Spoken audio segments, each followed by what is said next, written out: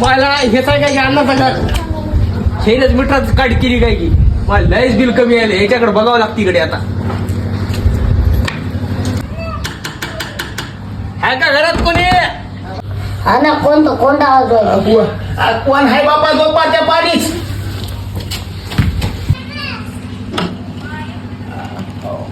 कोण आहेत बापू?